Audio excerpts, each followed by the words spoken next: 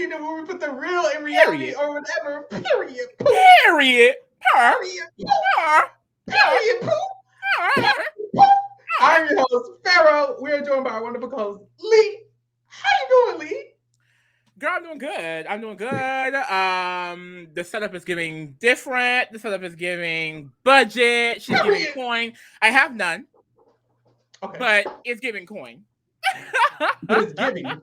That's what it's giving. It's giving. As long as it gives that, it doesn't matter what it gave. As long as it's giving. That's giving a Real Housewives intro. Is what that no, is. For real. Whether summer, spring, or September. As long as it's giving. What's up, everybody? Y'all see what the fuck the title is today? Girl. The Big Brother Quarter Quell is right around the corner. So guess what it's giving? Big Brother Second Chances. Now, BBUS is not camp enough to actually give us this. So podcasters are like, we have to create it for y'all. Mm-hmm. And that we shall do. You're welcome. You're welcome. So today we are going to be casting Second Chances, Big Brother edition, period. Now, some of the girls y'all were hating. Remember that? When we were doing the 10 strategist list got y'all mad. Girl, people was just saying our opinions are camp. I feel like our opinions are always camp. Like girl, I said, people was like, where's Raven? Girl, the girls were saying replace Tiffany, mother of the cookout, with Helen. Child. This is the pod. If you want Helen, this is the podcast. Maybe you meant Second Chances. That's what you must have meant. Because I don't know what y'all was talking about on that. The thing is, at the end of the day, when me and Pharaoh are creating this list, we're not putting no scrubs. We're not putting no garbage. We're putting the baddest bitches on the floor. So if you don't see your fave's not the baddest bitch on the floor. They're not on the floor. They're in the sky. It's giving up and stuck. Not putting it on the floor. when all y'all like, look, I expect the comments. And honestly, comment who you wish was on the list. I love it. You know, I love it. I thank y'all for engaging. But if you don't see your person, maybe not ask, where's so-and-so? Because I'm going to say at home. Girls were like, where's Helen? I think at the house. I don't know. Mm-hmm. So, girl, we're about to give y'all the motherfucking cast. Tune in or tune out. I don't know what to tell y'all. What would y'all cast of Second Chances be? Comment that in the comments or whatever. Comment who you want in below. Comment who you think should be on it. Comment who you think should not have been in it at all. And a whole bunch of that. And then also just some context. Because the girls are going to drag regardless. Some context is that at the end of the day, we are casting the Quarter Quell of Big Brother. This is Big Brother 25, Big Brother Second Chances. If this is the 25th season, is the Second Chance cast, this is what we're going with. And we were inspired. We were like, okay, well, all of the promo is giving all of the seasons. It's giving a celebration of every season of Big Brother. That's why they have a reunion coming up, I think, in a few weeks, actually. Yeah. Because we're celebrating every season. So this list, I feel like, is a curation of that. It's like people from all generations of Big Brother from season 2 to season 24. So another reason why you won't see some of your faves is, honestly, girl, they had to go. We made it an 18-player cast, and a lot of girls had to go. Yeah. So we tried to spread it across the seasons as much as possible, definitely. And we also tried to make sure, first of all, the rules of Big Brother are now by PLC bitch. So you're going to get half of the cast looking real color, as it should. So just don't be surprised. I just don't want you to be shocked and surprised. We had a lot of criterion. If there was too many whites, they had to go. If it was too many blacks, they had to go. I mean, there was a lot of people that had to get cut. We were trying to realistic. We were trying to make it realistic, but also fun. Yeah. And at the end of the day, it's our list, babe. Drop yours below. But the thing is, even while making even while making the list, though, I was like, there are so many people. I'll just go ahead and name some of them that, like, honestly, I would have loved to be on it, but it's like, girl, some of them had to get cut. Like, some of my honorable mentions would definitely be Monica, BB2. Like, in researching some of the people that's actually on this list, I was seeing clips of her, and I was just like, honestly, she's a really interesting player, and she was a candidate for All Stars, and it's like, we didn't get to see her again, because she, just like Danielle, could have been our first Black winner. She was right there. She was right there. Another one, honestly, is Dominic, BB19. because the way she went home, I mean, not even mentioning the blackface, but the way the house just flipped on this woman, made her out to be this nasty villain and just this enemy to the house. It was so sad because, like, this is a woman who was just so positive. She was so ethereal, I felt like, and she was so intelligent and like so much. What's the word I'm looking for? What is it? Potential. Like a lot of people in the second chance cast, a lot of potential that could go used because Paul took over that entire season. Like, and what I will say is, honestly, for me, I would love every black player who hasn't played in a season that's been fair to come back. Honestly, every single black player I would love, even people who've already had a second, third chance. Like Bailey. POCs in general. Bailey is someone who I immediately felt like if she was in this era, she would have won the game. So I just feel, now I'm going, period. So I just feel like I definitely would wish any black person to come back and play in a season where this, not even just black, person of color, there's a lot of POC on this list. And it's like, honestly, if they would have played with a cast that was a little bit more diverse, they probably would have had a great chance to win. Even just like younger players, a lot of the players, a lot of the women, a lot of the POC, a lot of the younger players, I feel like they have a better chance in a season that's just more diverse. So I would like to see any of them girls come back, to be the fuck honest. Also, another one of my honorable mentions that's not going to be on here. Someone who we were considering putting on here heavily was Natalie Negrati. Her and Victor, but like with Victor, girl, you had your second. I'm sorry, girl. But Victor had 2 second chances within one season. It was given and lost both. He doesn't need it. I'm sorry, but Natalie Negrati, she's definitely somebody I wish would have we could have fit on the list. I really like her. There's honestly a lot, especially from these last 2 seasons. Well, 23 at least. I remember our initial list when we were like, let's just put everybody on the list. There was a lot of 23 girls. It was the whole cast of 23. Sarah, Vance, Brittany, Christian, Claire, whoever, the ex, Hannah, Kylan, Big D, Roger, shit, exactly. Had to go home. And it was hard. But some of the girls, they had to go. Unfortunately. And some of the girls, y'all gonna feel like, girl, they didn't have to be on here. And you tell us. Go in the comments. Let us know. Like, don't let it be stupid. Portia's another honorable mention. Don't get on here and say Liz is another mother shouldn't be on. Keep going. Liz Nolan. Portia, Nolan. Like the blondes. There were some of the blondes we wanted to add. They didn't fit, maybe. They didn't fit. And it's okay.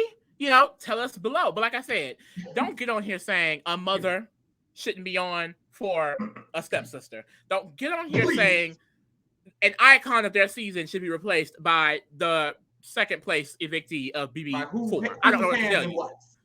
You bitches, like, y'all were sick in those comments. Talking about I probably would have had Shelly Moore here instead of Tiffany Mitchell.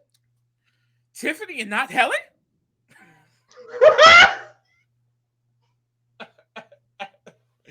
And that's the thing. I didn't care. I think that was the funny part. Like, Nicole could go, and I would have replaced that. Those are fine. I don't care about those. But baby, the thing is, the top 4 was not changeable. Y'all could have touched it. The top 4 wasn't getting changed, regardless. Whatever y'all said, it was bitches. Honestly, people were like, "What's Nicole? Nicole Frankel on the list?" Tiffany. Nicole Frankel on the list. Nicole Winter Frankel. Anyways, girl, we can get into this motherfucking Let's get into it, bitch. Let's get into it, y'all. Like, I don't know what to tell y'all. Now, y'all, I'm here and I'm ready. Yeah, I'm queer. Let's just get into it. Boom, right? I'm gonna hop right into it. The first person. Now, this is one of the girls. This is one of the girls. That's the thing. Some of the girls y'all were mentioning, they're mentioned. This list. Because boom. Boom. Boom.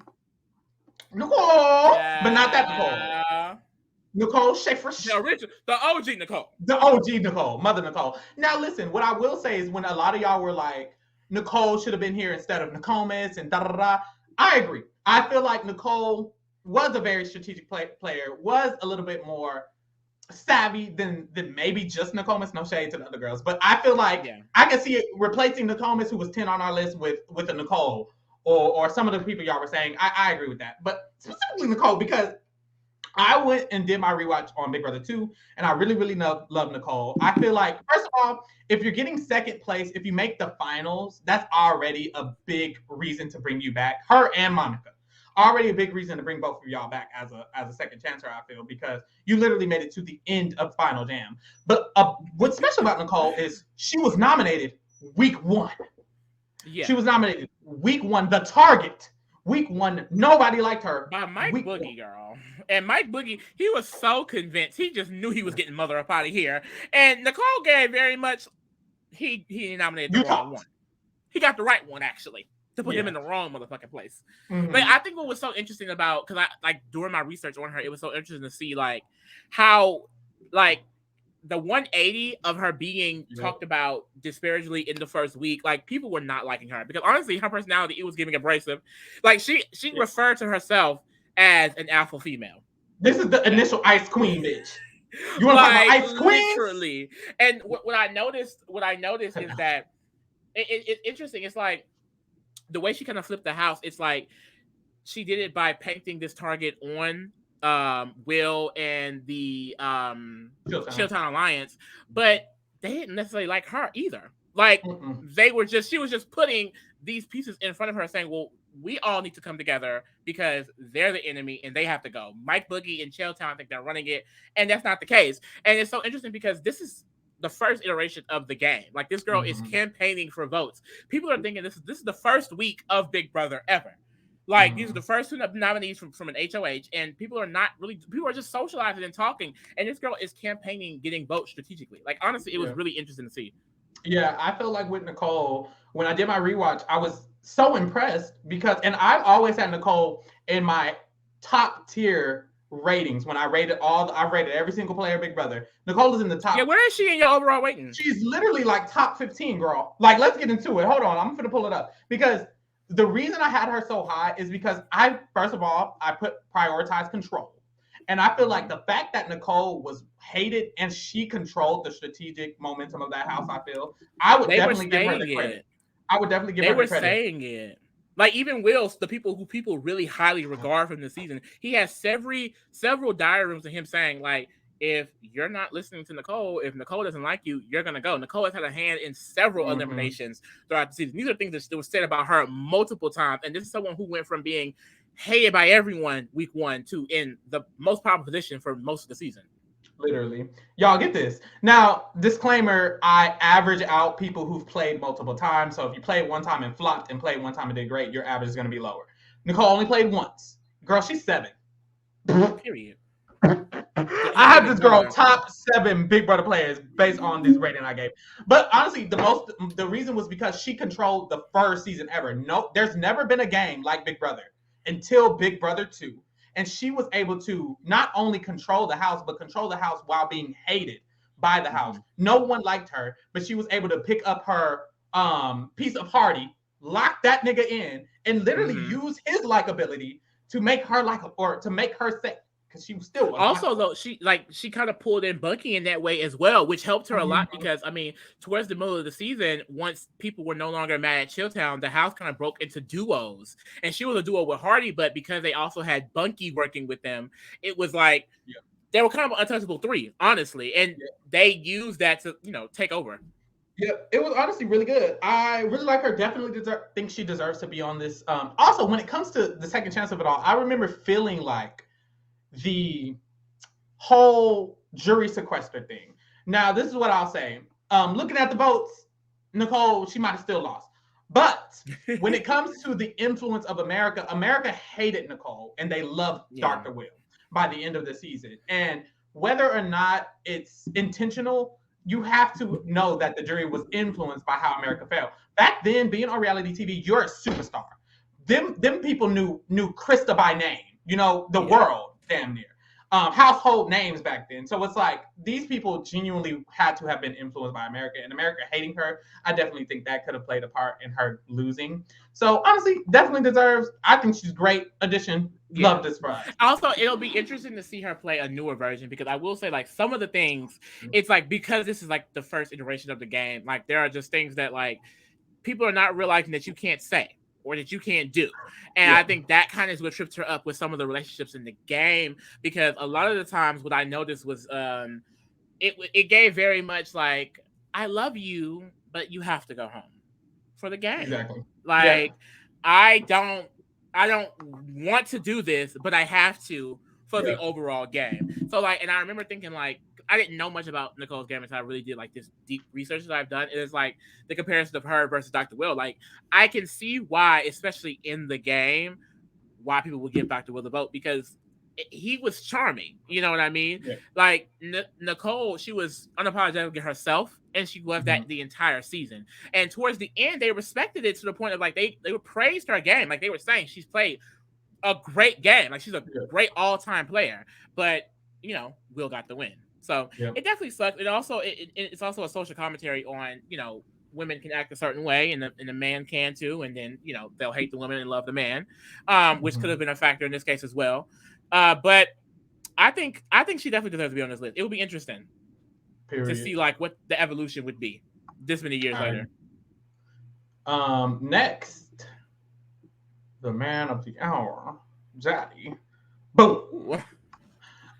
Jason, guy. Now, what's interesting about Jason is that I believe, despite Danielle Reyes, that he is an amazing social player.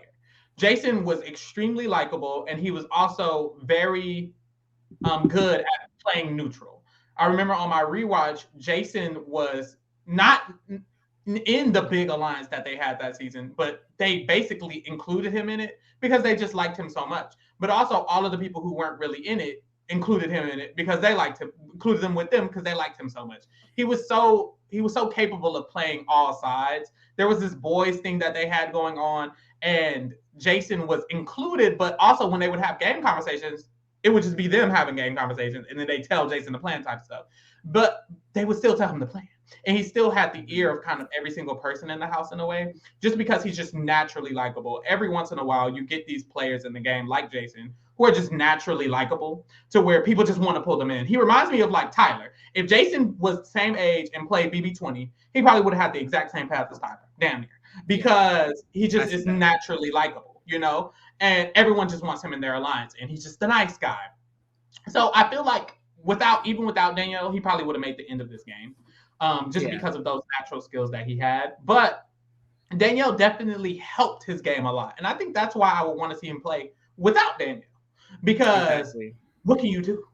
What did you learn? We saw through Danielle just a more advanced version of his overall game, because they kind of both came together in their trust with each other and their allegiance. But a lot of the, you know, strategic maneuvering, I feel like Danielle does get a lot of that credit, but a lot of it wouldn't have been achieved without Jason's likability. So they did just play off each other in that way. And I mean, it's like the first ever like BB major alliance, like other than Chilltown, but I mean they flopped the fuck out. Yeah. It was bad. So the fact that the way that they utilize each other, and I feel like Jason, his archetype, usually what we've seen over the years, don't really it's not really that active in that way. So it was really interesting to see him be in this kind of secret alliance, especially like him being a born again Christian, like to be one of the bigger manipulators in the game.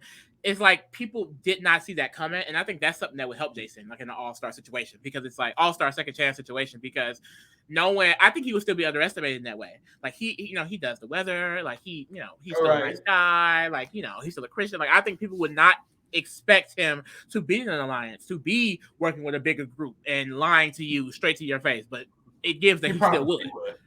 Yeah, and it's interesting because he's also someone who made the end game. He made the finals. He made the final three, just like Nicole. And I feel like that's just such a high criteria. The fact that he made it to that end game, and honestly, he was going to beat Danielle. Let's wrap that up. He was going to beat Danielle. I'm not sure about. She was okay losing to him. That's the thing. It's like she loved him that much that if she lost to him, she would have loved it. It would have been fine and dandy. Been A-okay. I don't know if he would have beat Lisa, but it would have been way more competition than Danielle against Lisa. And I think that's also good. But I think he definitely could have won the game. He was at the end game. I think he would be a great person to return, honestly. I would love to see him. Especially in, like you said, like similar to Nicole, in a modern situation. What you gonna do, babes? Danielle's not here. Yeah. So yeah. Boom. Let's move to the next. Another person who y'all was all up in our DMs about. It's a girl. Miss Karen. Miss Karen. Now, Karen was also someone when y'all were like Karen instead of Nicole. Miss, I felt that. I feel like Karen or Nicole could have also been one of the bigger strategists associated with the top women strategist. But she's also going to be a great second chancer, mostly because the way she went home, it's just so like ugh. Because how it happened was it was Final Five, it was Cowboy and Drew, and then it was Nicole and Karen, and then Diane decided that she wanted to be in the middle instead of firmly with the women. And Diane was tripping, and I basically just could not believe Diane did that. Like, yes, that's why she got like face played in. No shade. Like, it did literally. It was like a sticky situation because I want to say Nokomis won the Final Five HOH, so they couldn't take her out, and it ended up that Diane was the swing vote. Well, literally, so Nokomis won. She nominated Drew and Michael. Diane all the way won veto and used it on the winner who gave her third. Yeah. So, and then Karen had no choice but to be now. And I remember watching and Diane being like, "Oh my God, should I evict Karen? Should we do it?" And it was smart because Karen would have won. Karen had the votes. Karen had Will on lock. She had a great relationship with Marvin, a great relationship with Lori. Karen was very well liked, and it was interesting because even when you go back and you see what was going on during Big Brother 5, I remember early on, Karen had that relationship with Lori and Will, and people were like, "Oh, they're a trio, they're a trio, they're a trio." And really, honestly, Karen was the smartest person in that group, but they took out Lori first and then Will second. And that's because she made sure she had people in front of her, babe. And when she got into the Big Girls Alliance, she did the same thing. She made sure Nokomis was kind of in front of her. Because if Nokomis wasn't HOH at Final Five, it would have been Nokomis. But she was HOH. And then Diane won veto. And then Diane used it. A lot had to happen to get her out. So that's why I feel like, honestly, she deserves to come back. I feel like she was really great strategically. She was very good at diminishing her threat level while still being... And she just got played by her allies. I think that's what sucks the most. Like, she just got played by her allies. It's like, damn, give her another chance. Especially because, too, like, another thing that's interesting about the BIPOC era, which it looks like it's going to be, is that social games are coming back into play. Like, the social game is what gets you further. And a lot of these older seasons, that is what helped them get far. Like, players like archetypes of, like, Karen and things like that. I mean, even people on this list, it was all sociability. Yeah. And... it would be interesting to see them play a newer version now because it feels like it's going back to that. So I think, honestly, they'd be able to not just flop out early like we saw in All-Stars, the older players kind of just being targeted and going home, unless you were sucking dick to the big group. I think they would actually have a chance because it's not about winning all of these competitions and being just this big, you know what I mean? You can be this under-the-radar social player now. And that is what helped Karen along with a lot of players in her generation. Period. I agree. Next, same season, y'all. Same season. Boom. Marvin. I love Marvin. For Marvin to be on this list. I was like, well, Marvin's definitely going to be here. Marvin's going to be here. Definitely going to be here. Marvin's going to be here. I love Marvin, the originator of the backdoor. See, the girl, that's the thing. The gag is the girls are saying when the comments should be higher because she created the backdoor strategy. Maybe that's Marvin. It was Marvin. But that's, before y'all get into it, people are going to say, well, Mike mentioned it first in the season. Mike is like the first Buddha this season. Mike mentioned that this is something that could happen. But when it comes to it actually happening, Mike wasn't there. Marvin, when Nokomis won that HOH, Marvin was like, Nokomis, remember that shit that I made up? He went to Diane originally. He was like, well, Diane, basically, he wanted to volunteer himself to go up. And he was like, Diane, you should go up too. And of course, back then they could pick the veto players. So she puts up these two pawns. They pick the veto players. Jace goes home. Mind you, this is him doing this to Jace after Jace had believed that he was someone that but Jace believed that Marvin was someone that he could use. He believed he was part of his 4 horsemen and that he was dumb enough to think that he didn't even evict him. And then this week he literally sets up his backdoor. Like it's honestly crazy. And I think what I loved about Marvin's game is just like we talked about it off the podcast. It was like street smart. Like he was like the lone wolf in his game. And it honestly, to be realistic, it had a lot to do with zero diversity back then, really at all. So it's like he wasn't really able to form a group or a big alliance, but he worked with what he did, and it was keeping himself safe throughout every single week. So that flipping back and forth between the women and the men, it was honestly the strategy back then. Like, I think if you were a good player in Big Brother in those early seasons, it was figuring out when to flip back and forth between the groups. But I think it's just impressive because he used them, and then he literally sets up the leader's full backdoor while being a pawn, being the nominee. He literally planned to be a pawn that week. So I don't. He definitely deserves a second chance. Like, yeah, I think I'm surprised he wasn't on All Stars or anything like that. Yeah, not even a candidate. Interesting. Now, I think he played a very great middle game. I love the way he played the middle. It was very impressive because both sides genuinely thought they had him. And at a point, they did genuinely have him. And that was him playing into it. He intentionally made them think that he was on their side by when he won his HOH, taking out a girl first. And then the next week, helping the girls take out Jace. He intentionally put himself in the middle. And he only went home in like a very well, there's no one left. It was kind of like we just had to get you out because I don't think Drew was available, and it was the entire girls' alliance. Drew was HOH. It was him nominated against Nicole, I want to say, and it's like it's her brother, and then all the women who are all in the women's alliance, and it's like he went home sixth or fifth. I think he got sixth or seventh or something like that. But it's like he was just in a sticky situation, and I feel like, and it was a double. It was the first ever double eviction, I believe. So it's like he was in a very sticky situation. It was a fast-paced situation that never happened in those older games. And I think honestly, that's just more of a reason that he should come back to have another chance because the way he went home, to be honest. But I would love to see Marvin play again. I think this would be so cute.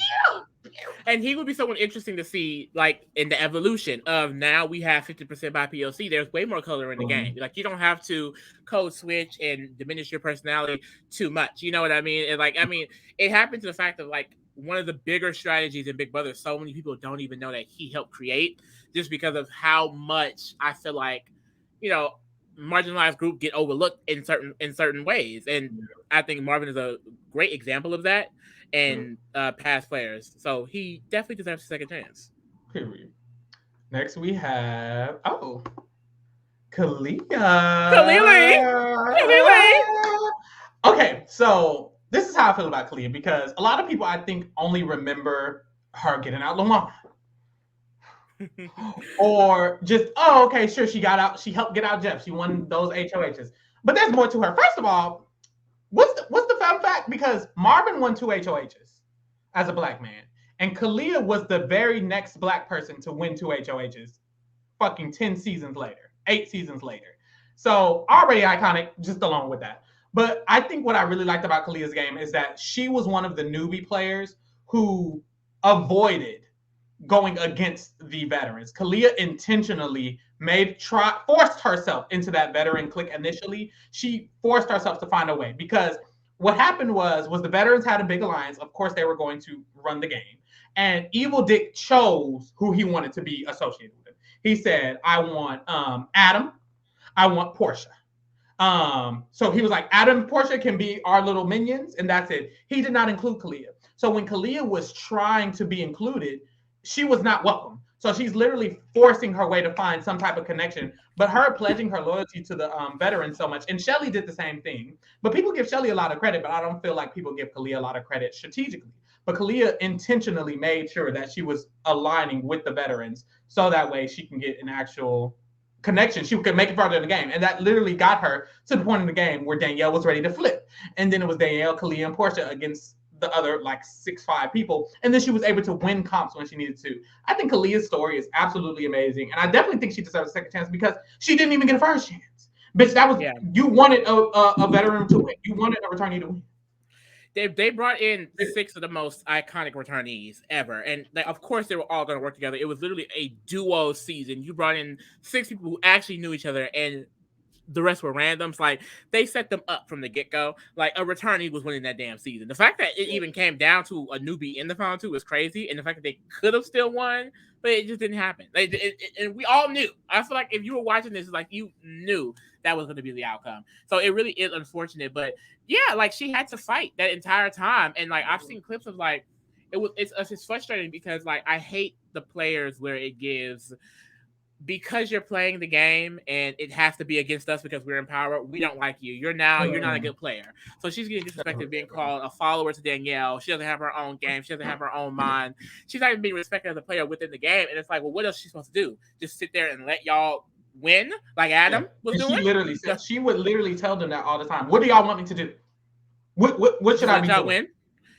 So and it was so iconic, especially like her and Danielle duo. I mean, those back-to-back HOHs that they had. It literally went Danielle got out Brendan, and then Jeff got out Danielle.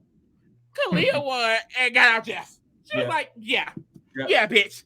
I'm getting my bitch back. I'm getting my bitch back. And that was a you double. Thought you ate it. And that was at a double. That was absolutely like amazing. Literally, if she just didn't get out Lawan, it could have been a nasty run. So we'll ignore that. But hey, see, it's the thing like Kalia being a black woman doing that on season 13 is amazing because we got season 11 with Shima. You know, we got season 12. Monet went home second. Kalia in that time, she was a good. We needed her.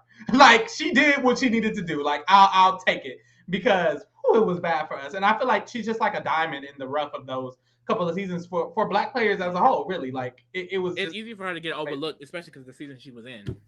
Yeah, with literally returnee after returnee in it. But boom, definitely a second chance. Definitely excited to see how she would play in the future. Boom. Eric. Now look, y'all.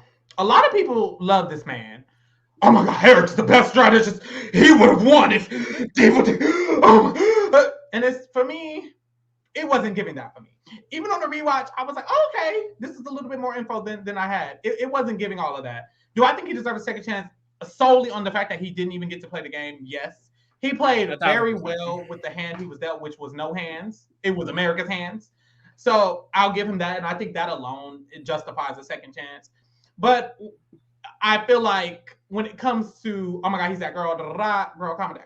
You know, I think that's honestly so crazy. Like the fact that you get casted for this show and your game is taken from you, and they try to like do it in this. Oh, you're America's player, and you're playing for the game, and you can win money for doing these tasks. It's just like, honestly, it's bullshit. To me, the entire experience would be ruined. I wonder if he could like decline it. Like, did he have to do this? Did he have to say yes? Allegedly, he could decline, but I feel like it was like a no, you can't. Like you can decline. It's similar to making like Annie the saboteur in BB12. Like I didn't come in here to do. I came here to play a game. Yeah. Not this game. Not America's not game. The producer's game. No. I want to play. So it really does suck, and it was unfair. He literally ended up. The reason he ended up getting targeted when he survived the backdoor, because like let's get into it. He ended up because what was being controlled by America was certain tasks and his vote. And what he would do if he won through POV or HOH. So like all of those were controlled, but every other aspect of the game, getting in an alliance, socializing, strategizing, that was him. And socially, he was in it. He was able to get into the majority alliance with Evil Dick, Danielle, Amber, and Jamaica and Jessica. He was able to get a showmance with Jessica, make sure that they had a duo, make sure he had her on lock. And he was able to be well positioned enough to where everyone in that alliance liked him, including Dick and Danielle initially. And then over time, literally a banner flies over, exposing his entire game. And then that's when his game goes downhill. But it's like a banner only flew over because he was America's favorite player. I mean, America's player. Yeah. And it's like, that's so unfortunate, but it ruined his game. And that's when Danielle was like, I'm going to backdoor him. So Danielle attempted to backdoor him, and he was able to pull the information from Jessica, make her let him know that that was coming, and then get all the votes from his other allies to make sure that he didn't go home. And then after that, his allies won the next HOH. They were going to target Evil Dick, and then with his vote, they forced him to not be able to target Evil Dick. So his game was fucked in all left, right types of ways. A banner, Evil Dick can't go home because he has to save him. They don't want HOH and target him because of the banner. It was a lot going on. So I just feel like his whole situation was unfair, and he was still able to maneuver past it. This dude, I think he got 6th place. He made it all the way to the end game, even with all of that, his game being controlled by literally America and all of those negatives happening. So I do think that is really amazing. And I would like to see him play again, because then he can prove to me that he's that girl the way everybody thinks he's that girl. Period. Exactly. Period. And a lot of people also, isn't it like the big thing is that Evil Dick wouldn't have won if it wasn't for America like literally controlling him? Yeah, like that. Evil Dick wouldn't have made it to the end game, because Evil Dick essentially would have went home the week that Eric should have voted him to be evicted, but instead Eric had to vote to evict Dustin, who was literally his closest ally, who literally helped save him, one of his closest allies, who helped save him the week before. Had to evict him. And it's like, that sucks. Now one of your allies is gone. Evil Dick is still here, and now you have to play the entire rest of the game in that manner. And it's like, that really does suck. And honestly, he would have had a chance to win had he been able to just play on his own. I think he could have won if he would have been played on his own, because this season didn't have many competitors, wasn't that competitive strategically. So that sucks. But girl, that's that on that. Moving on. Next, y'all favorite. Boom. Helen.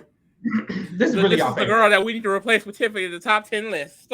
So hey, I know y'all are happy. Honestly, I'm actually happy that Helen is here. Like, I remember watching BB15. She was definitely the light of that season. The girls who watched BB15, the negativity that went through that cast, and her winning that week 3 HOH. I mean, the clouds opened up and angels were singing. I mean, God was so good that week. He really was. Like, it just felt like this is really gonna be a good season. Like, I remember that euphoric feeling. Literally.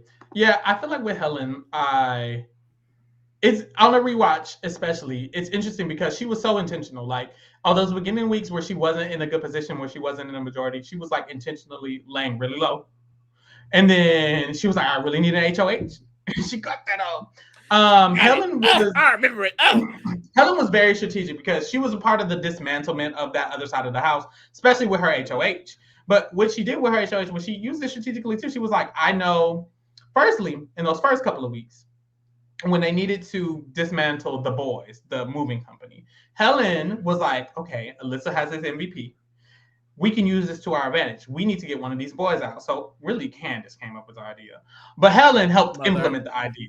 So Helen helped use Alyssa, unfortunately, as her closest ally to help get out all these boys. Then she won HOH. She did it herself, too. And she basically dismantled the entire initial structure of the house with this boys alliance and all of that. And her and Amanda both recreated an entirely new structure where Amanda and her were at the center. I feel like, yes, Amanda was at the center, let's be real. But Helen was right next to her. They worked in tandem. Like, they worked off together. of each other. They had, like, they occupied the same power structure, honestly. A lot of information flowed through both of them, and they both realized they would have to turn on each other. Amanda just did it first. You know what I mean? She did it first. And also, especially, like, Helen did it first, and Amanda caught that bitch. And that's what happened. She didn't really do it first, because she would have did it, they would have voted her out. They didn't vote her out. Amanda got caught. Amanda caught wind that they were trying to vote her out, and it didn't work. It was a lot. That's the thing. She should have fully did it. She should have got her out. Yeah. Because as soon as Amanda got that, she's like, oh, well, Helen can go. Because what happened was, I remember Helen wanted to vote out Amanda, but she couldn't get the votes. She knew she couldn't get the votes, so she shut it down. And it's like, damn. Yeah, I think also watching the season, I felt like personally her downfall a little bit was like the people that could have been her pieces, she really let them go. Like, people like Howard, people like Candace. I think there were ways that the house around those weeks could have kept specifically Candace in the game. No, even Howard, both of them, really. But it was like, to me, it didn't feel like a lot of work was being put in. Because if you were not part of that main structure, which was honestly just Amanda McCrae, Helen, Alyssa, and whoever they were using for the moment, you were not really forced in the game. So it's like I think she could have picked up just more pieces, and that would have helped her, because Amanda got them, and then she used them to her advantage. Because at the end of the day, Andy ended up taking all of those pieces and flipping on both of them. But it's like they were there to be picked up this entire time. And I just feel like that was something that she could have done, because one thing Amanda did was the using of people. And I feel like that wasn't Helen's main thing to use. It was like coming up with different strategies and tactics. Yeah, and it was part of it because the week that Caitlyn and Aaron were nominated, Helen came up with the idea that whoever we keep, we need to use them to get out everybody else. Helen came up with that idea. She told Amanda, and Amanda said, okay. And Amanda used Aaron for the rest of the season. And Alyssa kept complaining about this. She was like, me and Helen should have kept Caitlyn, because Caitlyn hated Amanda, and she would have did what we wanted instead of Amanda. But they didn't. They kept Aaron. And the issue is that Helen was the one who came up with that plan, but Helen did not use Aaron. She came up with the plan to use that someone should just use Aaron. And instead of it just being her, why did she even say that? Shut the hell up. That's why it was so annoying to watch. It's like you're watching Helen come up with these great ideas, and like it just felt like she submitted a lot of power to Amanda. And honestly, for the fact of it's not time. Like Helen was waiting for the right time and it never came and it sucked. And I think that's the reason why she really deserves a second chance. On top of, the type of season that this was, a lot of people, the good and the bad, are not, ever going to be able to come back into this game. BB15 is like BB9 and BB21 on the list of we're never going to talk about seasons. But I think Helen is kind of that one of the few diamonds in the rough of that cast that I think deserve to come back and play again, especially because she is such a huge fan and she wants to come back. She wants to play. Yeah, it'd be really nice. I liked Helen a lot. I feel like, and this is the thing, especially on a rewatch, I feel like people, because at first I thought people underestimated her, but seeing the reaction, people still love Helen and they think she was that girl. So never mind. Because the girl's still rooting for Helen. That's that girl. Bringing her back. BB30 All Stars, Helen Kim. Period. So okay. Look at the list right now. Are any of these casting? These are like the old school people. Oldest school together like that. Like who? I know. I'm pretty sure. I mean, Karen and Marvin have to. And they gotta what? They gotta work together. Oh, they're from the same season. I think Marvin and Karen would work together. I'm assuming a lot of the old school want to work with. That's the thing. I think Jason would intentionally work with new and Marvin. I think Jason would work with new school intentionally. I think Jason is like, I need to put myself in a great position. I know how this game works because Jason still covers Big Brother. He covers modern day Big Brother on his little podcast. So I think if he's thinking smartly, he'll just be like, let me just get with the big group of new people who y'all are finna see who they are. And I think he can achieve it. So that'll be interesting. Because when you see the full cast, I'll get more into it. But definitely Marvin and Karen, they kind of need each other. I think Nicole needs them a lot. The first four shouldn't ever target each other, really. These first at all. That shouldn't even be an option. Y'all should keep it there. Especially because they're all going to be the older people too. So stick together, babes. To be honest, all these people need to stick together. But will they? I don't know. Next we have Matt. Matt is an interesting one because he kind of fucked himself a little bit in a lot of ways because he helped create the idea of the parachute strategy. He was the one who was like, what would be iconic is if we all pretended to be close to someone, but really we're close to each other. He helped throw the idea out. He's a very strategy-oriented person. He's like a genius, allegedly. So yeah, I think him and Hannah has like two of the highest IQs of the contestants. So he was able to create the strategy, and he made it the Brigade. The Brigade is one of the most successful alliances in Big Brother history. However, he was not there at the end. He was the only member not to make it there. Yeah, and I think he had a lot of good strategy. He was able to use some of the pieces that even other Brigade members have. He had a great relationship with Reagan and Brittany was supposed to be lanes. He had good relationships with Kathy, even though he ended up getting her out. And I think his downfall was trusting the Brigade to the end all be all because they picked up Enzo and Hayden specifically. Picked up the fact that this nigga could win. If he gets to the end, he's the one who created he made strategy. He has the allies. Everyone in the jury likes him, so he has to go. So that is when Hayden and Enzo flipped on him real quick, got him out, and then they went to the end with each other. Yeah. And that was his issue, and it sucks because he did basically create their entire path to the end. Damn, and then they played in his face, just like honestly, it really sucks that they are regarded as one of the best alliances of all time, and he. But that's it. That was his downfall. His downfall was creating that structure. His closest allies were Reagan and Brittany, and instead of putting them in the know of what the fuck was going on, he left them out of it. Brittany and Reagan didn't know what the fuck was going on the entire season, and they weren't encircled and they weren't enclosed, and that's why he ended up getting fucked. Because if they knew what was going on when it came down to him getting targeted, then would have been votes who. They're working to save him. They're able to flip lane, all of this other stuff. But instead, he created the structure. That's what the issue with the parachute structure is. Go watch that video, y'all. We went into the structure of the alliance. But that's the issue with the structure of the parachute is that if I want to just get you, if I'm in the parachute and I want you out, you're out. Because you're not insulated. You don't have an insulation. If we all agree that you got to go, then you're gone. There's nothing you can do. And that's why you really need to insulate yourself better. Because he had a lot of bombs. He had a lot. And he was taking them out left and right. He helped get Kathy out with his Diamond Power Veto. She was someone who could have saved Wasn't he the one to lie and say his wife had cancer or something like that? Oh, yes. He lied. Why would he do that? I hope he wouldn't come into a second chances in line like that. You got to do what you got to do. He probably wouldn't. Hopefully, he would learn from this first time that you can't be playing so. And he was playing so hard. He was like, "Oop, it's giving him, Jason, Eric, New Brigade." Please.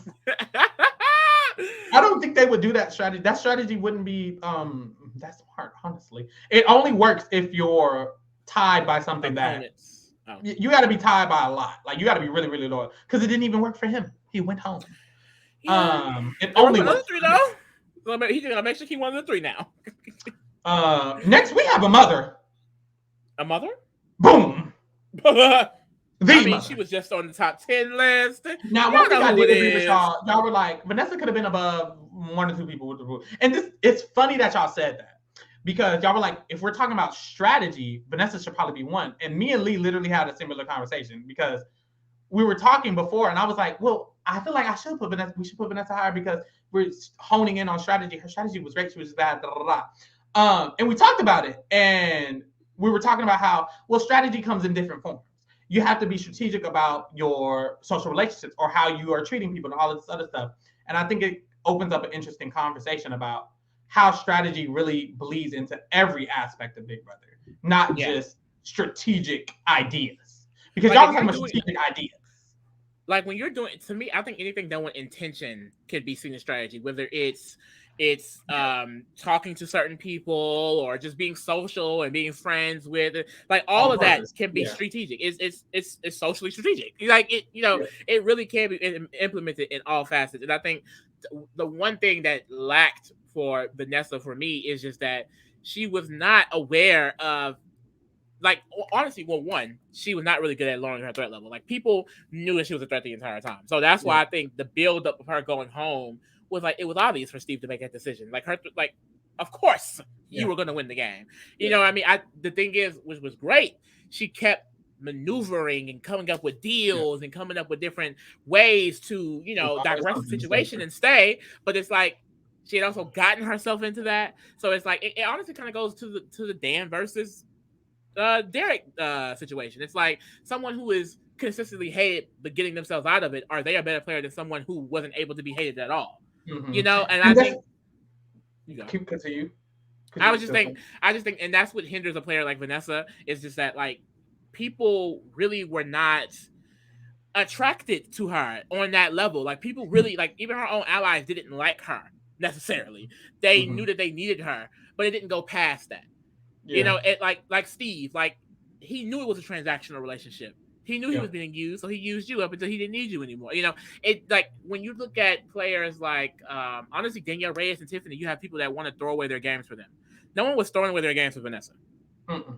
Unless they just got manipulated. They were getting manipulated by it, but they weren't throwing their games in front of, Tiffany and Danielle, 2 people who were above her, literally had people like, I would lose this game for her. On purpose. Yeah, and it's the Dan Vanessa comparison is interesting. I don't think they're equal in every way, but I think that is interesting because a part of my reasoning for feeling the way I did about Dan is because I think Vanessa is like the example of what could happen to Dan potentially. Like, you're someone who, yes, you did all of this and you maneuvered out of it, but you could lose. And that's what sucks about Vanessa, that she ended up losing. I would hope that Vanessa in a returning season would be able to learn. But honestly, I don't think she would. I don't think she would. I wonder how she would play again. Yep. I think she's not capable, and not capable, but some people just aren't social. And I think that's what sucks about Big Brother, is some people are naturally social and some people are naturally not. I made a tweet the other day about Swaggy C. And I was talking about how, and someone commented and they were like, well, I think Swaggy C's personality is just this and this. And I was talking about personality in Big Brother because some people have personalities that are digestible to the average person. And then some people don't. Some people just aren't social or don't talk a lot or are a little bit more erratic. And I think those are just natural things that is hard to control. So for Vanessa, I feel like she just is the way she is. And that's always going to come off as erratic to someone who's not her, So coming in the game, she really just gonna have to deal with that hindrance. While someone like Jason, he's probably gonna get to the end. If this is the real cast, Jason is probably in the final 5. just because of personality. I will say, even if I'm looking at this list, honestly, it may not be like Vanessa. Depending on the type of cast it is for returning cast, she may be set up good because I'm looking at this is a lot of thinkers here. Okay, like Matt is someone who's gonna be like, I want to work with Vanessa. Eric is someone who I might. think Helen would. Helen would. This could be. I think Nicole would like her. And that's the thing, not just for Vanessa. When you see the whole cast, I feel like what this cast gives is everyone has a chance, and that's what I would want in a second chance cast. But let's move on, bro. Yeah. Boom. If you want Vanessa, go check the video. You said do what? Yep, no. I said if you want positives on what we think about Vanessa, go watch the top 10 video. Yeah, I was just. No, we didn't say a lot of positives, but girl, we said it all in the top 10 video. She's mother, y'all know. Y'all know who the fuck she is. Y'all know who the fuck mother is. Period. Yeah, he up now, child. Frankie. How do you feel about Frankie? Because I feel like he gets positives and he gets a lot of negative reviews. But how do you feel? Because I honestly don't know. We don't talk about him that much. I mean, the thing is, watching BB16, I hated everyone. Literally, it was a terrible season to watch throughout. It was honestly hard to get through for me because it all my face was just out. And Frankie, I started to like him towards the end. My only negative is just that I felt like everyone was just getting played by Derek. And he was someone that could have gotten out of that because he had certain pieces in Zach and Caleb with some of the women that he could have used, but similar to Helen, just submitted it to the other person in the structure.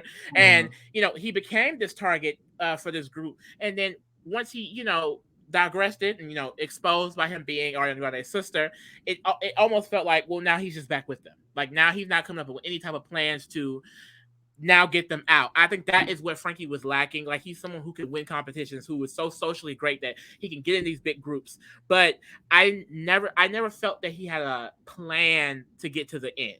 It always felt like he was just kind of, there for the experience, which he probably was. He's literally Ariana Grande's sister, brother. So you know what I mean. But I think if he were to come back, I would love to see a more strategic side of Frankie Grande because I do think. Similar to Derek, similar to Nicole and Cody, Frankie can come in this bitch, be Derek, and win the game. You know what I mean? Just follow the blueprint. Because he has the competition ability, he has the likability, but I just think that was my issue with him in BB16. It's like, you are the only person that can have a chance to go against this big power group, but he was terrified to do so. So he just didn't. There's a lot of people who theorize that Derek only won because of the reset. Because that was oh my God, that reset played in his face. That was top 5. And he was going to get out probably Victoria, actually. Which is like, okay, you're still not. I'm going to look at the wiki. He won HOH and veto. I'm pretty sure Cody and Victoria were the final noms. I don't believe Cody was going home. It was Cody and Victoria. Why was it? He won HOH and veto that week, and he had Cody and Victoria as the final nominees. What, Frankie?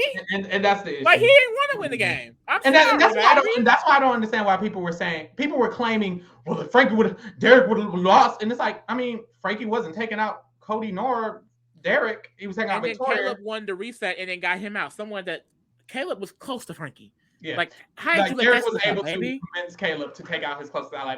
Derek was also able to convince Frankie to take out Zach earlier. But I don't know. Despite all that, Frankie positives. I think I think what I did like. I mean, these are positives for him to why he should come back. Show us, bro. He should come back because he won. Like, the reset. He went home by the reset. He should come back. Yep. And considering the competitions in this season, he won 9. He's been beating the record. I mean, you just don't count the thrown HOHs. I mean, this is someone that was a powerhouse of this season. And he was socially ingratiated very well. If Derek wanted him out, he couldn't do it until that moment anyways. He tried to, didn't work. Frankie was able to socially reintegrate himself in the house when he got it. That Ariana Grande leak was good. Like, because the way he used that, like, it was crazy. Like, they were literally about to get this man out of the game, and he was just like, "Hey, y'all!" Then he won. He won alone. He won the battle of the block by himself. Didn't Caleb literally sit down and said, "I'm not playing"? Mm-hmm. He won it on his own, and was like, "And I'm Ariana Grande's sister, brother." Oh, I keep saying sister. We know Frankie one of the girls, but yes, it was very interesting. I think he was a very interesting player. What's interesting about Frankie is that one of the things that I remember discussing strategically about players is that it's important to have pieces. Frankie did have pieces. Frankie did have Zach. Frankie did have Caleb at a point. The issue with Frankie is I don't think he understood how valuable his pieces are. Because even initially, he had Victoria before Derek did. Frankie had people, and then he didn't understand that value. But I think that's something he could learn. And I think that I would definitely be interested in seeing him come back again. Because honestly, he's someone who can win. And I think, like I said, this whole class are even. I think any of them could win. But Frankie's someone I think who could really do good on the returning season. Okay, boom. The real person who's supposed to be after this. Boom. Dom. Now, when it comes to Dominic, he went home third. But similar to Kalia, I feel like one of the main reasons he should come back, and that's the thing, this cast is starting to get good because Dominic and Kalia know each other. Similar to Kalia, it's going to be interesting because I feel like with Dominic, the reason he went home was really just because of the returnees. Like, if that was a brand new season, didn't have a chance. If that was a brand new season, Dominic is probably in the center of the majority of lines. He's an attractive male. He's young. He can win comps. He would probably have won that season. Literally, that was probably the only requirements he needed. And it was him, Cassie Lawan, and who created the Renegade? Was it Renegades? Yeah, Keith, him, Cassie, and Lawan. And it probably would have just been a bigger majority alliance with someone else who could have won a comp. And he probably would have just been helping get out all of the people who weren't in it. He probably could have won that season. The regulators. The regulators. He probably could have just won that season had it not been that. One thing I like about Dominic that I noticed on the rewatch is that he was able to maneuver. He was able to shift in his game because initially it was, we're all together, we're going to go after them. After that didn't work, the coming weeks that he was about to go home, he created a relationship with Danielle. He convinced her to essentially flip on her entire alliance. And while doing that, he was telling Danielle, he was like, Danielle, this is what you need to tell them. He said, Danielle, go up there, tell them that they can use me. I will be the person who can help them get out this other side. No one else on this other side is actually ever going to want to work with them. I am. I'm going to offer them this, Danielle fucked it up because instead of doing that, she literally was coming after him. She was coming after them immediately instead of helping him stay by sticking with them. I don't know. Danielle fucked them up. And I feel like all of that together, honestly, to me, go ahead and give this nigga a second chance. He came up with an entire strategy to stay in the game. Danielle fucked it up. Boom, here we are. And we see Danielle. Yeah, I mean, even that initial strategy with Cassie, Keith, and Lawan, that first few weeks. I mean, it was interesting because the idea was, well, as long as we're together and we're on the block with our duo, we have the alliance and we're safe. I mean, and that was a day one initial thing. If this was a cast that didn't have all these returnees, like you mentioned, if this was replaced with 6 new people, he could have been in that center. Who knows what would have happened? You know, so it does suck because it was a lot of circumstances. You know, it was this twist, and then it was the returnees coming in. It was a lot that went into it, and he was attached to someone. I mean, literally being nominated next to someone who is one. I mean, Adam is one of the biggest floaters. I mean, coasters ever. Yeah. Like for real. So it's like no way you were going home. You were staying next to him. So he had a lot of cards stacked against him. And he deserved a second chance. I mean, his wife had 3. Mm-hmm. And that's the thing, like, thinking back to that week, they almost did save him. Like, there was a conversation with Rachel, Jeff, Brendan, and a girl named Jordan. And they were like, I mean, if he's giving us this deal, because, you know, they weren't the smartest returnees, let's be honest. It was a bunch of companies in the room. But they were literally considering actually saving Dominic. And then they found out Danielle was just coming after them. And they was like, never mind. Now he's going home. And it's like... now he has to go.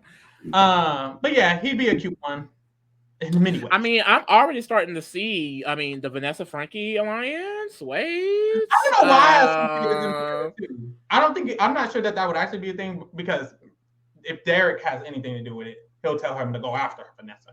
As he does every single time. Don't he hate Vanessa? Yeah, for no reason. Go after just because she's mother. They gotta go. Which I understand. She does have to go. Next is a daughter.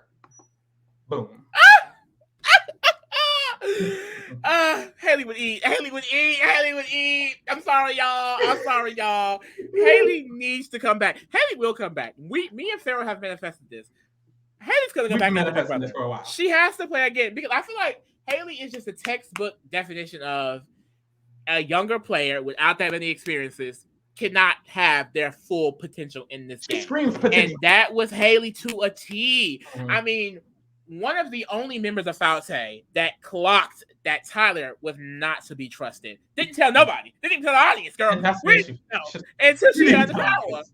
But it's like she held so much influence that I feel like she really didn't fully. She didn't know she had. She wasn't able to enact. You know what I mean? Like even one of the biggest blunders for the entire Faute Alliance was I think Fessy getting out Scotty, and it's like even that week she was trying to like influence Fessy not to do it, and like he just wouldn't listen to her. And it's like she didn't have that influence, she didn't have that power because like she didn't have any power over Bailey, she didn't have any power over Rockstar. Like the issue is that she did. This is the issue, or at least from my understanding, I feel like she did, and that's the issue. We can bring it back to Caitlyn, Haley. I'm not gonna tell anybody this, but I think I want to. Oh, that's like, what do you think? And Haley was like, Caitlyn is very. This is Haley. What Haley does, and it's a good strategy in usual seasons. This was not the season to do it. This is the issue. Haley got in the worst season for her gameplay because her gameplay works if there's an onion alliance, or if there's layers, or if I have to climb the ladder. Her strategy works in that sense. Lay low, this is a split season, baby. But the season that she was in, it was side versus side. You needed to make sure your side was on lock, and you could tell your side what to do. Even if so that week, Caitlyn was saying, should I vote out? Should I get out Swaggy? This is a big move. I want to know how you feel. And instead of Haley telling her how she really felt, she was afraid. So she didn't. And it had to come with age. She actually reaffirmed her a lot in the conversation. Like, like basically saying you should. I understand. Because if that's how you feel, then you should. It was like Bailey and them were talking about you earlier and da-da-da-da. And it's like, I remember watching on feeds being like, Haley, what the fuck are you doing? I understand her thought process. This is Big Brother. You need to tell the HOH what they want to hear. But she was thinking too methodically about it instead of naturally. Caitlyn is your best friend. Rockstar that week, and then none of them did nothing. It was so annoying. But I still feel like I credit that to her just not being able to have those experiences. Like she had the power in her hands, but the reason why she never used it was because she didn't know how, or she didn't feel like maybe she wasn't confident enough in her abilities to do so. Because at the end of the day, when Swaggy left, Faute needed a leader. It ended up being Bailey, but Bailey was not enough of a fan of the game. Okay. Haley was the one that was she had the knowledge, she had the understanding of honestly what was happening because she realized who needed to go. And she was most connected within the audience. Exactly. She had Rockstar, she had Bailey, she had Scotty, and she had pulled Caitlyn in the center. She could have pulled Caitlyn in. There was a lot of things that Haley, if she was just that type of player, could have done. And I feel like with Haley is that it's a difference. It's not like I don't think Haley is like a floater and she can't do that. I think that she can. I think the type of player she should be is a Vanessa Russo, a Tiffany Mitchell. So I think that's the type of player that Haley Brooker could be. She wanted to be 100%. The type of connection she had, the type of relationship she had, the type of influence the potential of influence that she had, she could have ran all of them to the ground. Yeah. Honestly. Because she even had connections on the other side. Angela liked her. Tyler liked her. Casey liked her. JC loved Haley.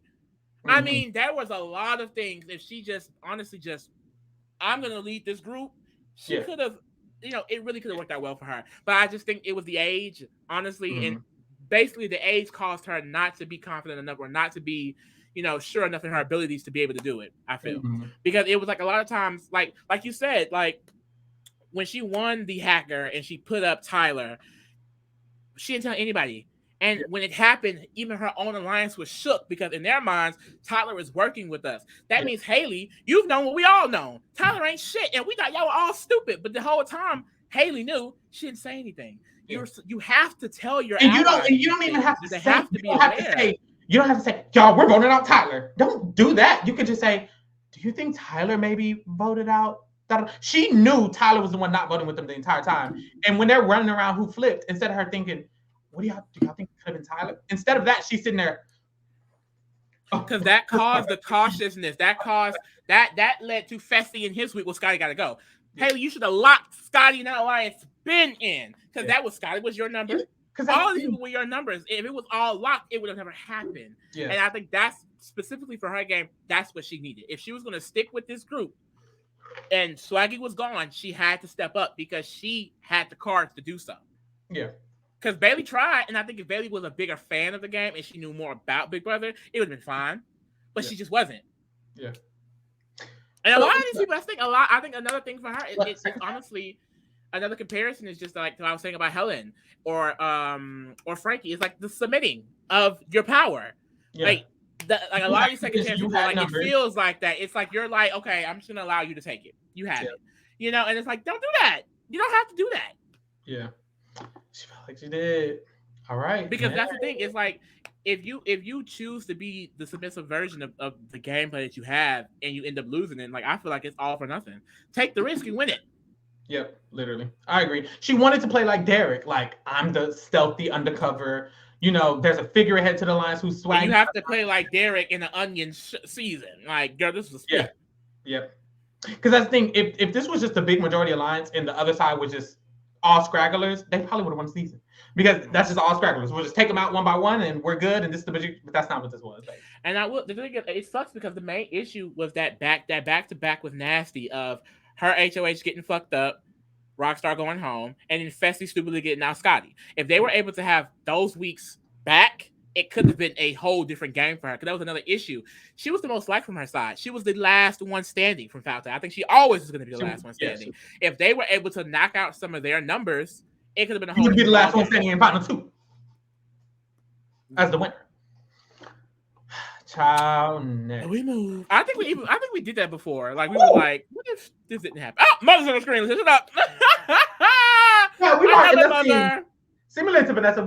If you want to get more into it, go to our The thing is, you can go. But you know the fuck why she's back. List.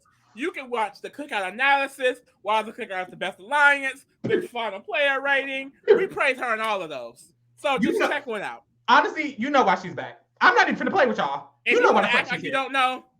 You're not. I mean, let's go on to the next. You know why the fuck she's here. Boom. Period. Swagger C. Swaggy. I was so. A lot of y'all finna be mad. Get over it. Keep going. Period. I was so upset that Swaggy was not an all-star. Like he said no to all-stars. I thought Swaggy, like similar to Javon, is just like watching them play the game. It felt like okay, like that's a nigga. A standard to be able to play this game. Like you can be 100% yourself. You don't have to code switch and act like something you're not. You can be you. And I feel like that's what Swaggy was. You know, he came in his same personality, how he acted out there. And I mean, the thing is, he really didn't even go home because of that. He went home because Caitlyn is cracked out, literally, because he was able to get the head of an entire side, the trust of half of the house. And the HOH that took him out literally regretted it within the same week. I mean, so much potential. So much potential Swaggy C had. Like, I would have loved to see him get to a jury phase or come back. Like, he needs to come back. Like, I know he's doing all of his, what is it, Bitcoin and shit. Girl, get back on the Big Brother tees. Yeah. I think with Swaggy, people, because he went home so early and because of his personality, a lot of people, and people just don't like him. A lot of people just think he's just a bad player. I made a poll. I was like, oh, do you feel like racial bias affects Swaggy? And 25% of the poll, 1/4 of the poll was just like, no, he's just a terrible player. I don't think Swaggy C is a terrible player at all. I think, like Lee said, he was able to gain half the house's trust. And me and Lee, we talk about Big Brother 20 here and there. And when we're talking about it, if you look at how the season played out, if Swaggy C wasn't, how everyone agrees, wrongfully taken out by one of his closest allies, everyone agrees Caitlyn was done. And I want to preface, like, I want to talk more about that because it doesn't happen to players often that their literal alliance member, ally, literally takes out them. That doesn't happen ever, really. And when it does happen, it's a black person. Like, I'm sorry, because it kind of happened to Bailey too twice, where her besties literally take her out. And it's like, it's not common that it happens. And so I don't think people really understand how rare it was for Caitlyn to take out her ally who did nothing to her, Swaggy. That was very rare. And it was very unlikely, and she regretted it. It wasn't a good move for her. And it was a terrible move. And point blank, period. Like, her winning HOH that week, if she wanted to also work with Tyler, she did not have to go after Swaggy. Girl, get out, Sam. That wasn't even the reason she went after him. That's what's funny. And it's like everyone knows, and I think people's minds just stop there. They're like, oh, we know Caitlyn was done for that. That's it. But no, there's more to it because I feel like Caitlyn was done for that. And most times, there's not going to be a player who does that. So most of the time in that situation, Swaggy wouldn't have went home there. And when you go through the season, Scotty wouldn't have taken him out the next week. Sam wouldn't have taken him out the next week because Sam loved Bailey Swaggy. not taking him Sam out. wanted to save Swaggy that week. And Bailey got the next HOH. So in this season alone, if Caitlyn wasn't literally doing a 1 in a million situation, Swaggy probably makes the jury stage of the game, even being the way he was. And honestly, that's amazing if you really think about the season in that way. But we can't necessarily predict exactly what would happen. But damn, we saw they won those HOHs, and they weren't going to do that. I'm sorry to tell you. But I guess people could argue Sam could have gotten convinced, and they couldn't even convince Sam not to evict. No one was convincing Sam to do anything. Sam locked her door. She locked her door. Yeah, she said, I don't want to hear shit.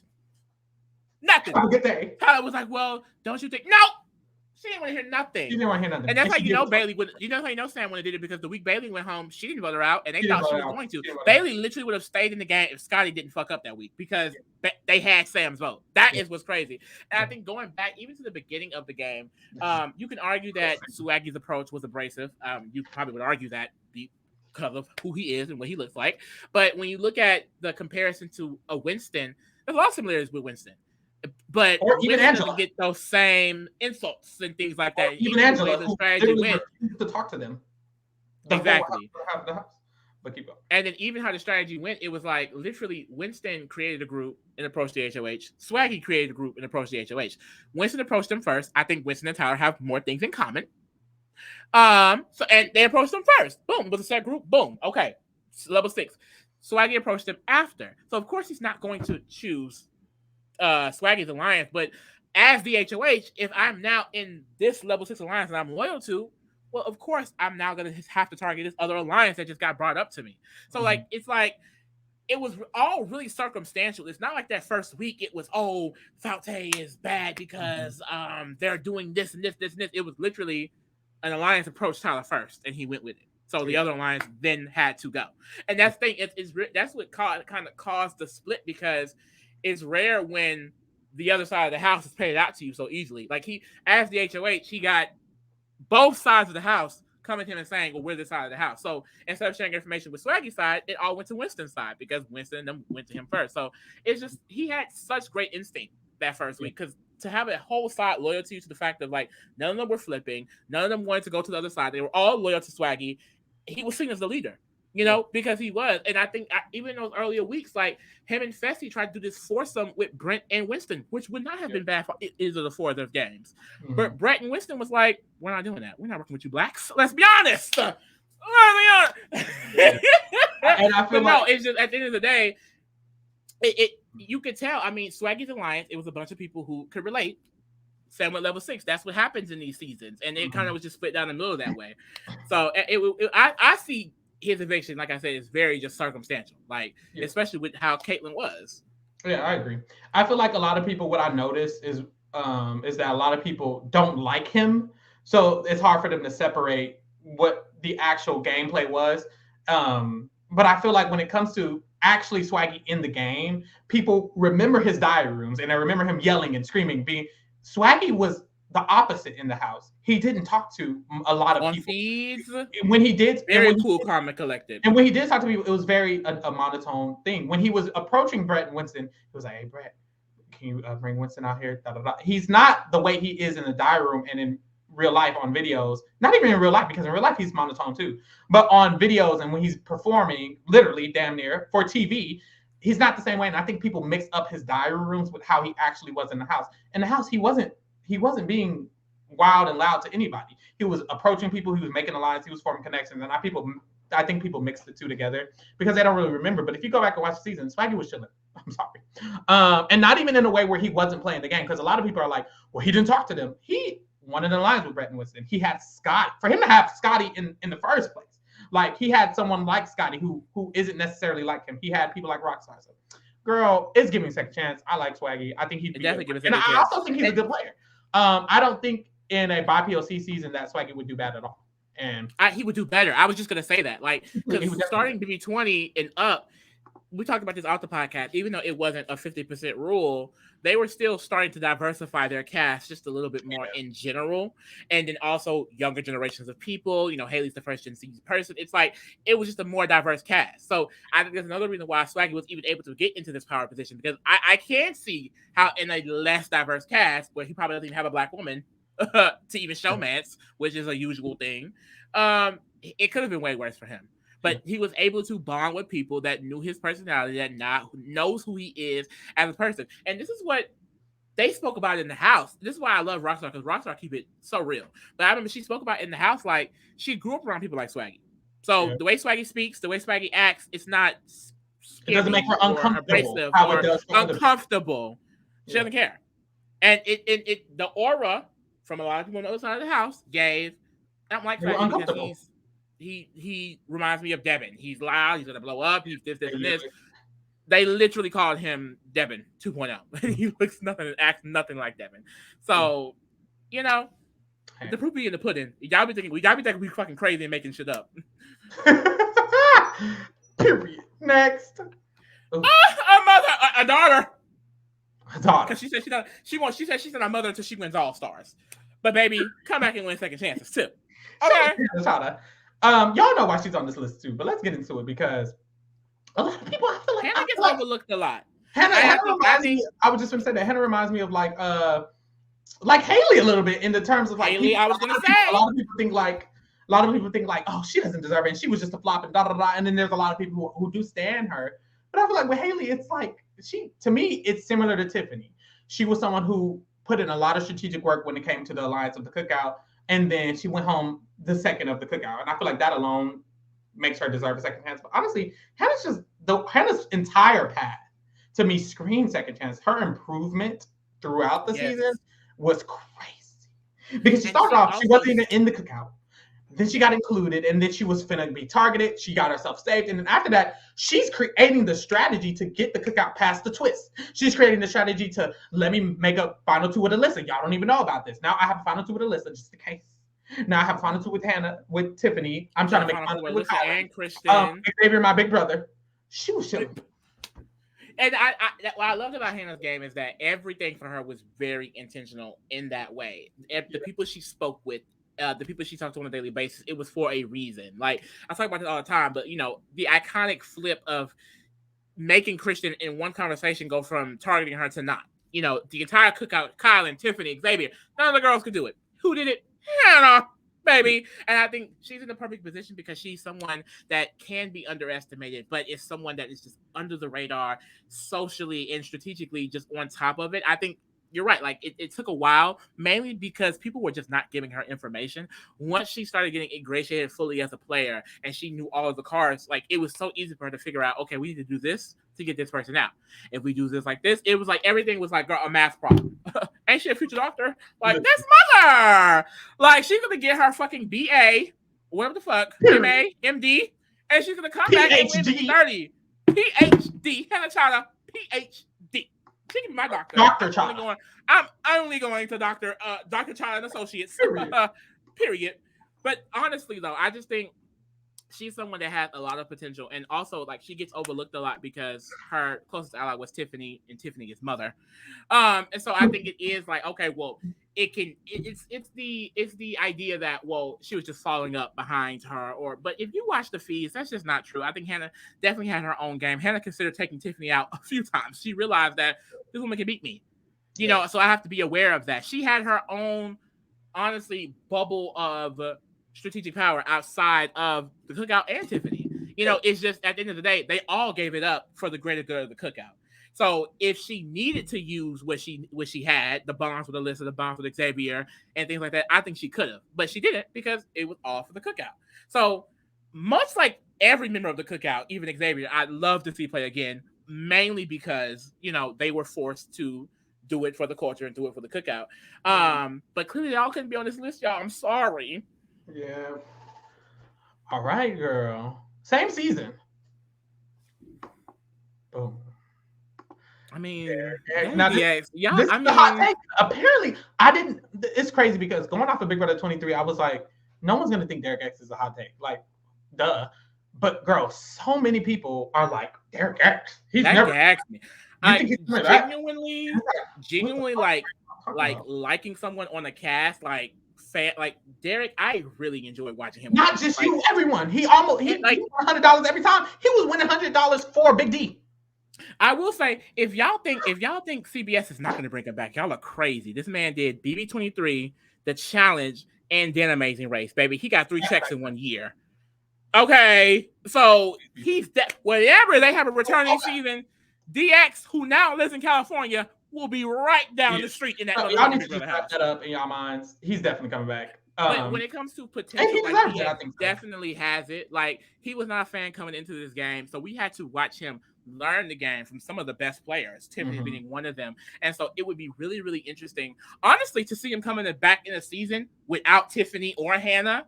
But just in general, because, you know, now that he's a fan, I think DX is someone that would study the game even more, go back and watch his season, and really, like, that's what we would need.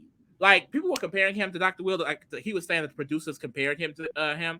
And I saw a little bit with the charm, but he would need the strategy.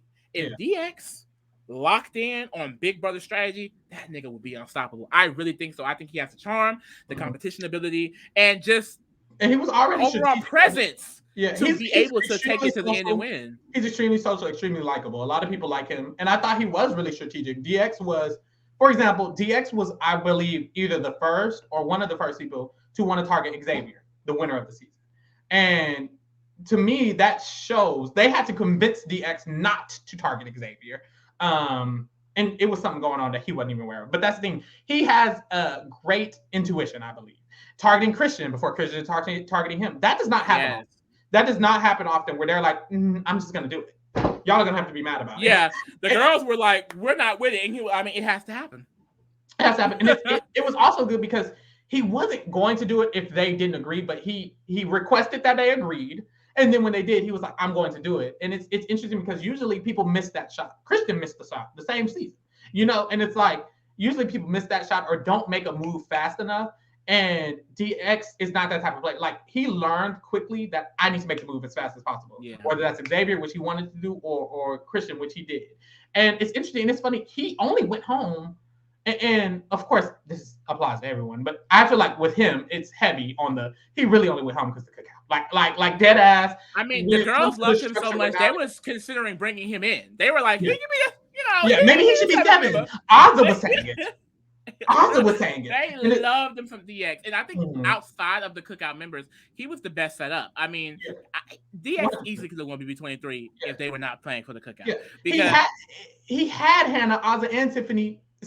If the cookout wasn't the thing, like, he had them, he really had them. They would prioritize. Island. He had Claire. He had Sarah Beth. He had Claire. He had a lot of people that were not trying to take him out at all. And even the week he went home, he almost won HOH that week, and they wouldn't have had a chance.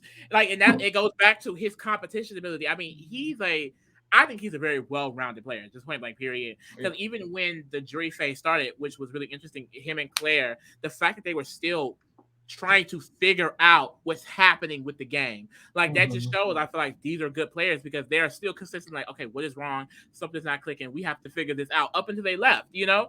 So it would just be very fun to see them play without that, you know, parachute fucking them up the entire time because the cookout was on their ass nasty. But not every season is like that. So it would just be really interesting to see him outside of that. Yeah, I agree. Girl, y'all finna gag.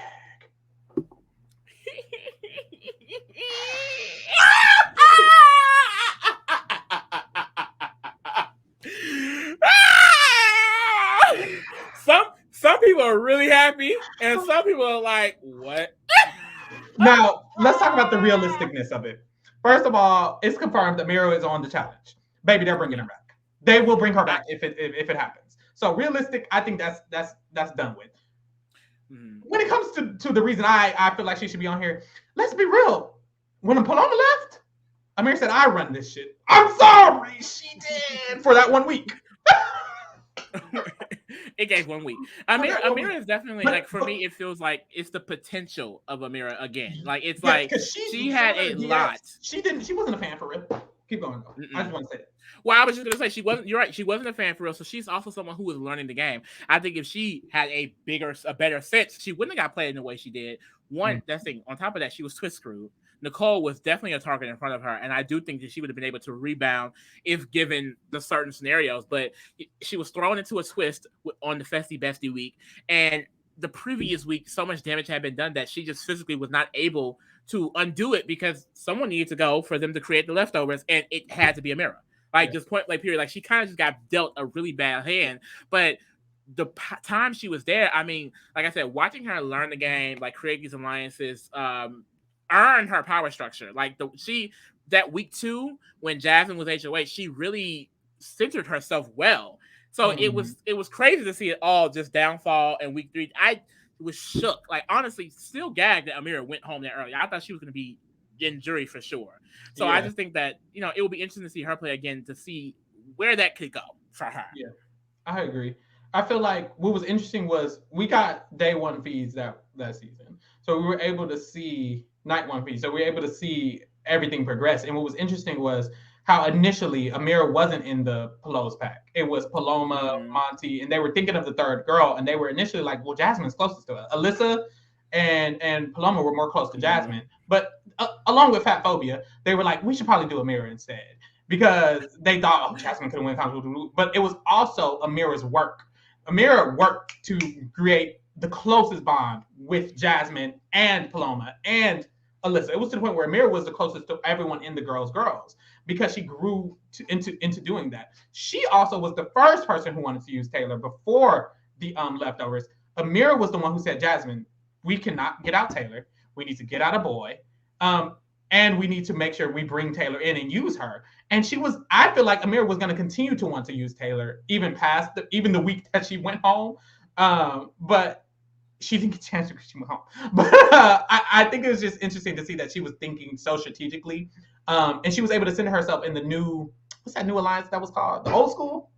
Old school. She even centered herself in old school. So she was centered in old school. She was centered in girls. She was in a good position. It's just the leftovers created. She was also twist screwed, like Lee said. So I think it'll be it'll be interesting to see her come back and play. She was definitely, I think, one of her biggest downfall is that, and she said it kind of going in, she says what's on her mind. She's someone that's going to speak her mind and, say how she feels. And she definitely did that. And that's what caused someone like Monty to lose interest in working with her as an ally. And that really would mess her up. But I do think if the next option wasn't leftovers, he would have stuck with Amira. Like, even if they were able to get out Nicole that week, I don't necessarily think it would have just been Amira next because no, it would have been Daniel and Nicole. We're hated by the house so bad, and I do think she would have time to rebound. I just think that was the player that Amira was. Like, I think she was a player that was capable of rebounding and getting herself back into a good position, but really she was screwed by the twist that week. So it is what it is. Look, some of y'all may be mad that she on here, but hey, I think, and me personally, I'm not someone. I was gonna say we're not standing. This is not giving stand. It's not giving a real queen. Like some of y'all. Let's say I know some of the girls gonna be gagging regardless, so y'all can get your gags off. But it's respecting the player, and I do think if someone from BB24 needs a second chance, it would be Amira. Yeah, I was just gonna say I wanted people from Big Brother 24 to be on this player rating because first of all, it's player rating. It's cast because first of all, they would definitely get people from Big Brother 24, but also I wanted to spread it out. I wanted to spread the love, and honestly, we had a girl spot and we had a boy spot. So boom, she's here, and now for the boy. And it wasn't gonna be Brittany because the quota was filled. Sorry. Boom, and Taylor won. Sorry. Y'all, the last one is Michael. Michael is similar to DX. People act like he should never come back, and we hate him. I don't get it. Get over it. Like the situation he did with Ray, but when it comes to the gameplay, bring it back. I'm sorry. This man tied Janelle record. I mean, got along. They're definitely going to bring him back. The way he was edited throughout. I mean, Michael is someone that they would love to bring back into this game. And honestly, I would like to see play again. To use the race to his advantage, of course, it put a sour taste in my mouth. But speaking on gameplay, he was a very, very interesting character. And the way he got cut, it was like the build-up, we all knew was happening. I think everyone at some point knew if this man keep winning competitions, he is going to lose this game. He's going to get taken out. And that's exactly what happened.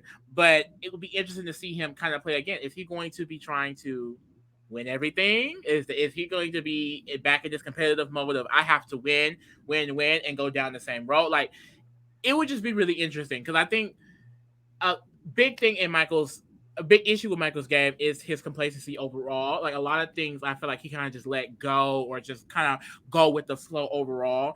I feel like he's going to need to take a little bit more just standing in his game as a player because I feel like a lot of people like it helped him because they underestimated him enough to want to work with him. They got to a point to where like, well, now we're not listening to anything you're saying.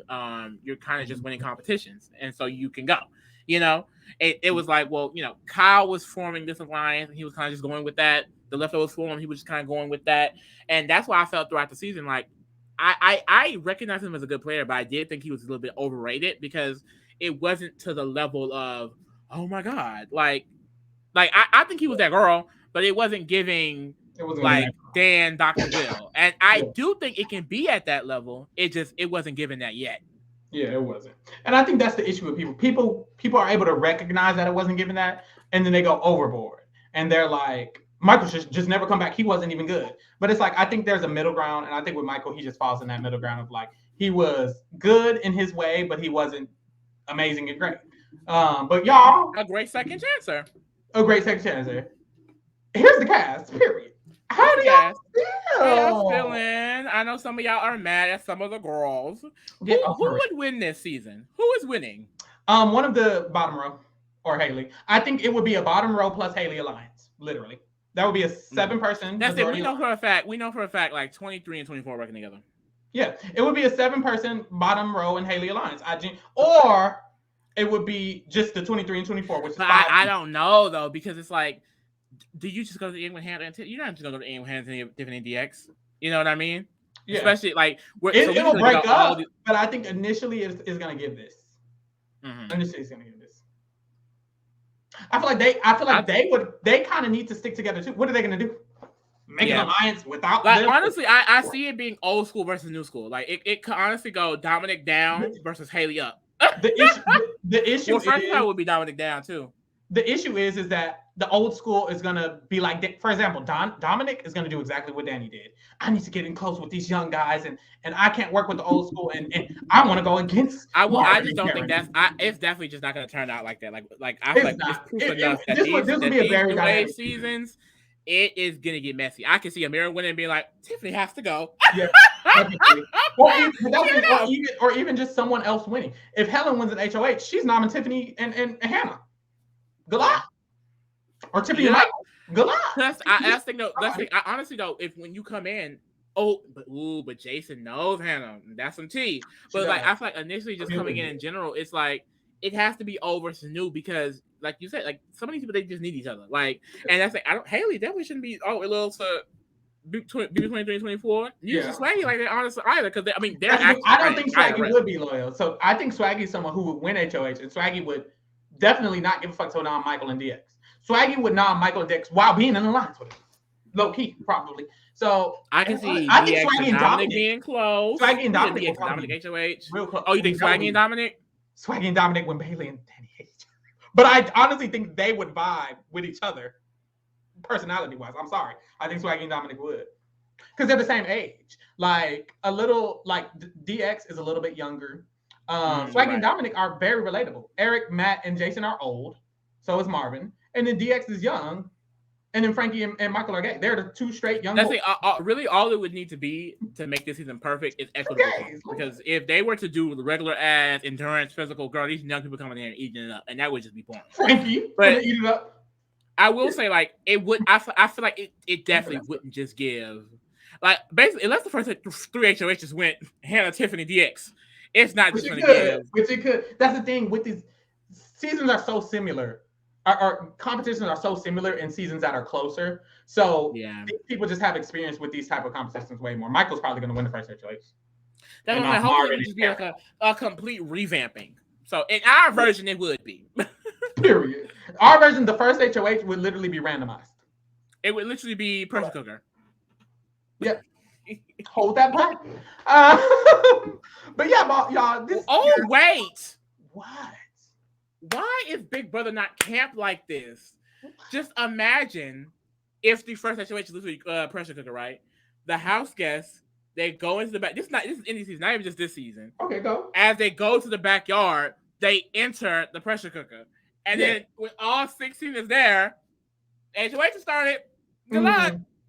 And literally, the first night feeds would be us watching them in the pressure cooker. I think that would be perfect. But I would love that on the team. Honestly, I would love that for All Stars. Like the next All Star, if it's 30, whatever, the next All Stars, that would be iconic. But they've never. But you know what? The streets are saying they might get camped this season. They said the promos aren't. The editing is different. The promo is different. Though you noticed it, the way they're it's not giving summer camp. Yeah, it's giving. Okay, this is the challenge, Big Brother. This is giving the challenge, Big Brother. Quarter quell. We're getting serious. Basically, y'all. I said that though in general, like the editing from 23 to 24 was majorly different. Like I honestly hate watching the edited episodes of 23, but 24 I can actually get through them, even though the cast was the way it was. Like I was having fun watching. Yeah, and also because Sally was eating towards the end, but hey, that's too. That's too. But like I said, he's like, that's a rap like a thing's on the head. That's a rap. That's a rap like a thing's on the head. I was sorry, bitch. You like fun on